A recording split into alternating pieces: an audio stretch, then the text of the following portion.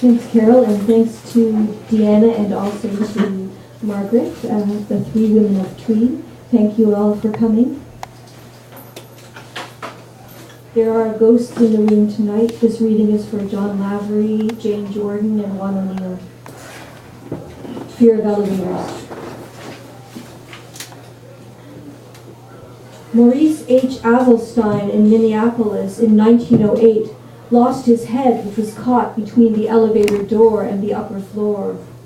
A girl age 4 was killed when wedged between floors. A boy age 8 was crushed, jammed between doors and folding metal gate. A man age 35 was hospitalized in critical condition after he pried open doors and fell 4 floors. 2 sisters ages 6 and 7 were killed in a moving residential elevator. The safety feature was disabled, allowing it to ascend while the girl's head stuck out past the gate. What's the worst that can happen? I am alone riding up to my 19th floor apartment. The lights shut off and the elevator stops dead. In the dark, I can't find the emergency button. I can't see the numbers on my cell phone to call 911. I am suspended precariously between floors. Time stops. No one knows I am here. I can't breathe. I collapse on the dirty floor where a dog has peed. I vomit. My lungs aspirate. I die. No one knows I am here. Carnivorous elevator insects crawl from beneath the cracked floor in search of food. They find my decomposing body. They gorge on my rotting flesh, making clicking sounds with their antennae and dripping their corrosive, gooey, toxic saliva all over me until there is nothing left but bone. I am a skeleton stuck in an elevator. Nobody knows I am here. No one will remember me. It is only then that I am able to leave the elevator, my hollow, emaciated frame carried out by janitors and thrown on a heap of trash to be taken away to the dump. My ghost floats between piles of tires and broken toilets, trying to make its way back to the apartment building. I am vaporous and ethereal like fog. I am invisible. I was never here. No one will remember me.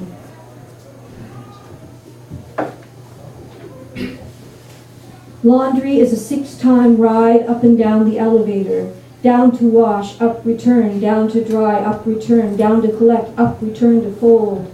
The laundry room is in the second of 3 basements. I feel heavy, as if the weight of the whole building is on top of me and could crumble at any moment. To be trapped between basements would be to be buried alive. I close my eyes and try to breathe.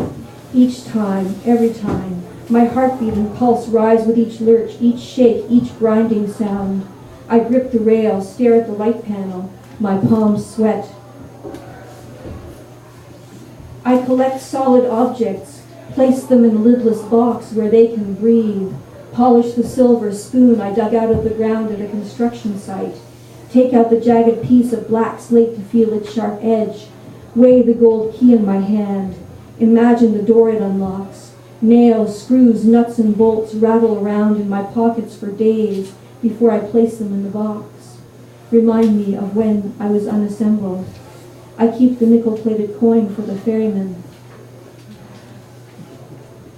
I reject the flimsy, the ephemeral, the airborne, and the crumbling. Gather no feathers, no maple keys, no melting snowflakes.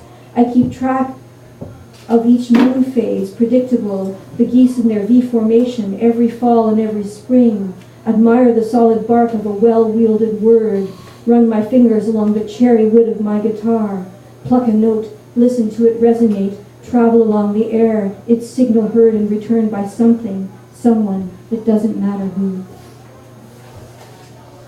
This is the dream again, or rather the nightmare. The doors of the elevator are old-timey vinyl, upholstered like chairs. They are red and cracked. When they close, the elevator falls, slides down to 8th. I am inside, looking up at the doors, the cracked doors still above and closed. No one knows the elevator has slipped. No one knows I am suspended between floors.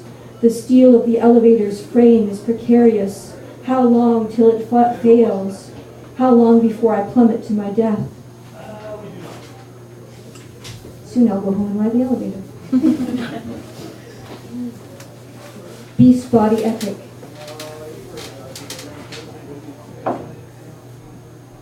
Embalming is the practice of ancient Egyptians. I was stuffed with gauze, ragdolled, mummified, kept on a slab for later spelunkering, a renovation project insulated with formaldehyde. I'm toxic now, will bite back at you with mean words because what the fuck do I care?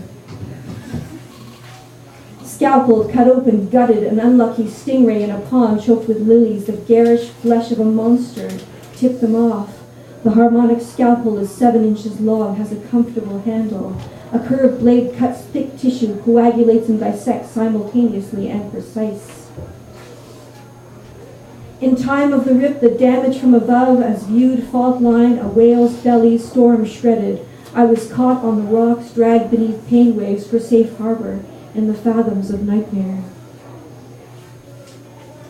Take a look at this body, I asked, so he did. After we fucked, he left quietly. I brushed my long hair 100 times, flopped in the tub to play mermaid, scales like armor, slick and shiny. Breathing no longer is easy. You are iron-lunged, you're losing oxygen, dizzy, ditzy, forgetting, desperate, blue, trapped beneath the weight of your constricting chest, this squeezed reptilian, almost death. Trace on my body a fish, a spider, a hummingbird, a monkey, map the constellations, conjure up lightning strikes. I've been impure a long time. You've seen how porcelain fractures, its cracks rivulating outward. Don't be respectful. I'll crawl over. The long hair is deliberate.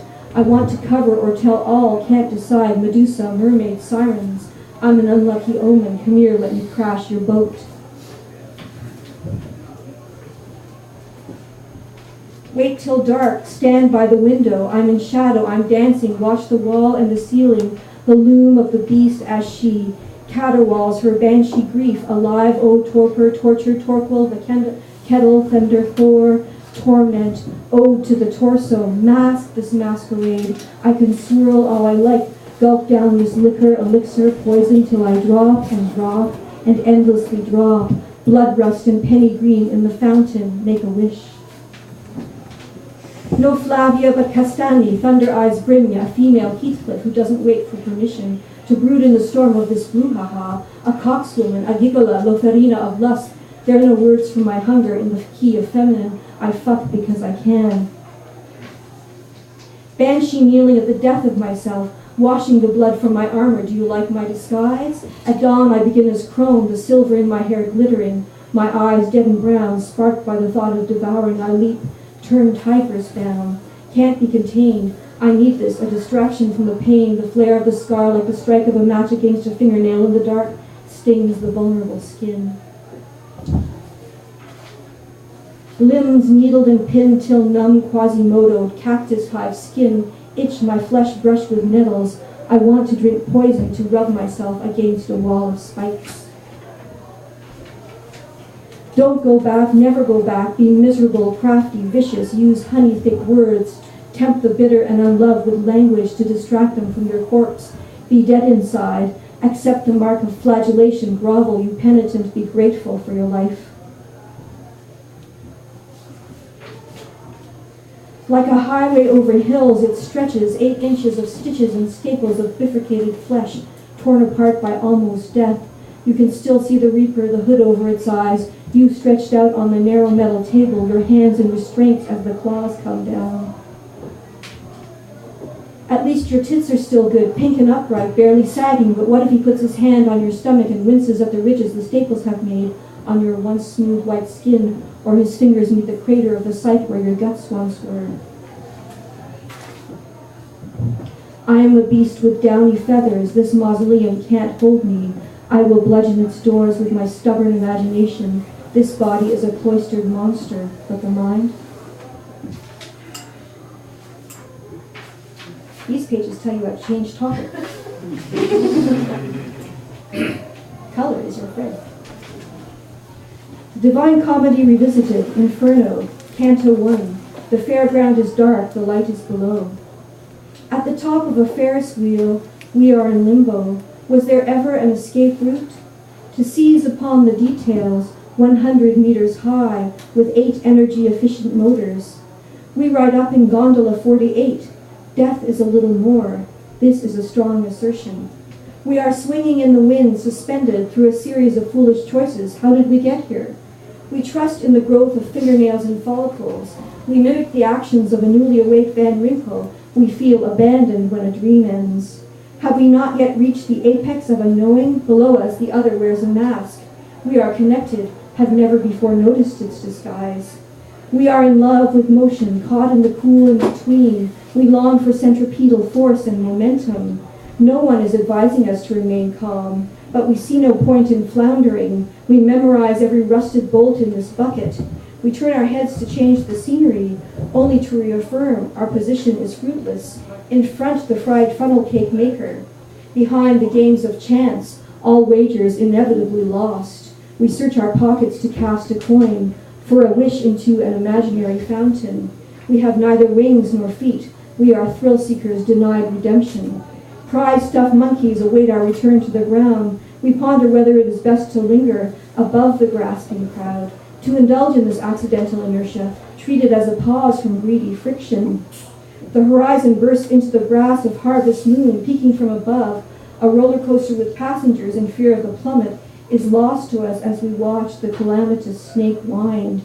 Round the wooden tracks, we shake with dread. The cars on the tilt-a-whirl spin, then unexpectedly snap and slide. The terrors of the world are made from fiberglass and encased in steel. These are the uncontrollable creatures, missiles that unleash the bombs upon the earth. The barkers of the fair persuade their naive prey to buy frivolous trinkets designed as opiates against melancholia. We contemplate the less than pristine ground, the cracked tarmac's tenuous hold on contraptions that carry the unsuspecting to injury or death. We have to indulge in our belief that we are safe from harm where no safety can exist. If we cast our lot to fortune's wheel, personify it as a grieving man, how can we not help but conspire? We need to identify the bumper cars crashing into us. We need to name them. This isn't the turbo drop, this is a vicious circle. The electrified air is a presence. The other looms amidst the rotating axles and spinning arms of the dive bomber. We cry out to it to have pity on us, a series of anonymous figures unremarkable in blending with the dark shapes of riders, of tumblebugs, teacups, and zippers in carnivals in every land, satisfying their quest to defy death. With hairpin turns, their creators, poets of the loop and flimsy harness, singing of vertigo. We came to the fair to ride steel venom, distracted by the spitting and bright lights of the eternal wheel, which is no longer the cause of our bliss. Don't rely on us for sense or logic. Any emblems we at once wore now in tatters. Lured by the coaster's ratcheting, we let ourselves be seduced into false heroism, believing we wore armor. The ground replied rhetorically with a swell of raucous music, inciting our desire for nihilism. Before our descent, perhaps we will pause to savor the 0 hour. Our stomach hungers for empty calories, popcorn and red-striped wagons. Our lust without substance for pink cotton candy and effervescent diet drinks. Our models are legions of holiday makers, transfixed by their gluttony, or lulled by another turn round the carousel of horses endlessly chasing their tails. We had no guides, but let ourselves be led to sate our whimsical pursuit of endless joy, attempting to delay our destiny, as if an overfed mare would abandon the familiar feed bag to leap into the starveling sky, with naught but the glory of imagination's hover, before collapsing to the ground to face the consequences of gravity. Time is not the only dictator we cannot break free from, no matter how much we try to rebel. We wheedle our psyches with platitudes and greeting cards, while the hours press down upon us with whirligig distractions, the simulated mimicry of danger, while we are cradled comfortably, and then the wheel begins to move. We have no choice but to descend. The gory subtext. Emma's mother named her after Madame Bovary, but E modeled herself after Flaubert, an adult living at home writing novels, mooning after poets, a simple heart, a sentimental education, and the doting love of parents to whom she was born late in life. He drinks absinthe and mopes. The young man is a brooder, not active, not a doer, romanticizing bygone nights with fellow ne'er-do-wells, stroking their long-handled opium pipes. Emma is fascinated by him nonetheless. He is sharp points, all angles, but angels, she imagines when gazing up at him. Is she a fawn mesmerized by a gun about to go off? Taken off guard by the protruding tusk of a small mastodon, Emma is always surprised at the object she finds during her parents' mysterious absences. The demons who threaten to escape from dark corners, the pile of serpents slithering out of the basket in the laundry room, the blank-eyed, browless black doll crumpled up in her armoire beneath the dress she was forced to wear when her father's mother died, a funeral rite she never understood, the sporting of dark colors. Emma collects baubles, church-stained glass shattered by her tantrums, ball-bearing silver knives with sharp teeth, no Laura with a glass menagerie gleaming with gentle beasts. E suspends centaurs, dragons, and the Greek god Pan, half goat, half man, from the ceiling of her bedroom, perfect with its sturdy beams to withstand the weight of her imagination.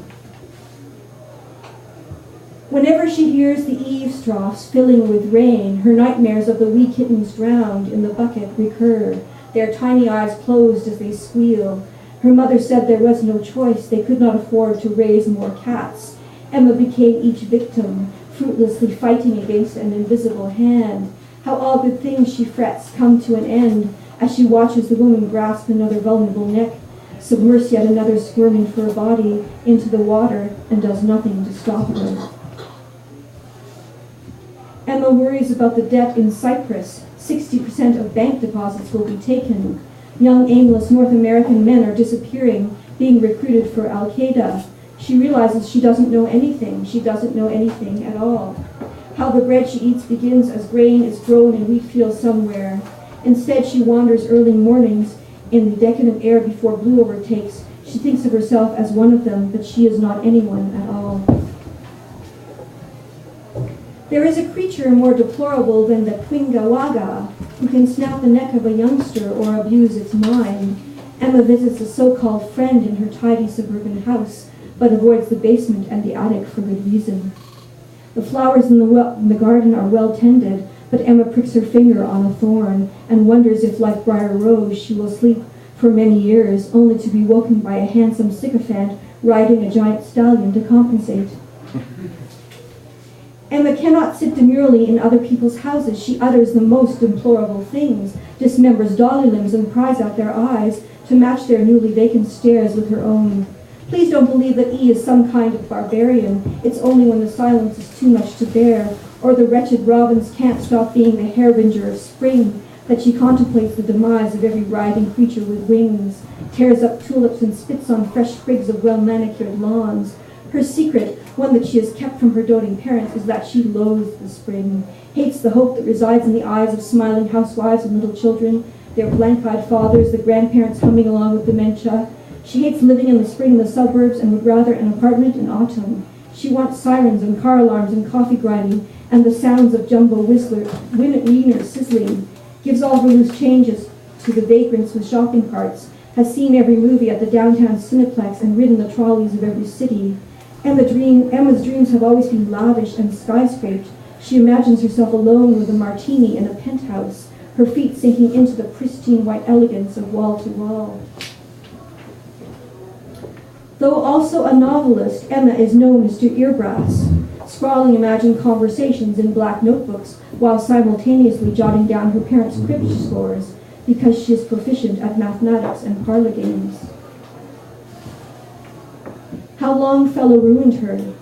You can solve a Rubik's Cube by following instructions, but what would be the point, Emma wonders. She hid her father's when she was 8 because she wanted to play Operation, but he was always busy with his cube. How about you memorize the rep of the Hesperus, her grade school teacher suggested, destroying Emma's love of poetry forever. She'd like to take that skipper's pipe and smack him with it hard on his scornful, accusatory chin. Emma has never once in her life clasped her hands. Christ save us all from a death like this. Victorian morality poems, a handy reference. Emma cannot tolerate candy or anything saccharine. She cries at the rhyme of the greeting cards her mother makes her buy for relatives. They make her teeth bleed. She doesn't subscribe to social media. All the kitty pictures crawl her skin. But don't think she's a bad girl. She simply isn't there, like the man who walked upon the stair. She had a little curl, and when she was good, she was horrid. Emma sews irony into her clothes to make them stand up better, but this wears her down and fills her full of holes. Illogical, you say, and quite right, she responds. Quite right. Thank you very much.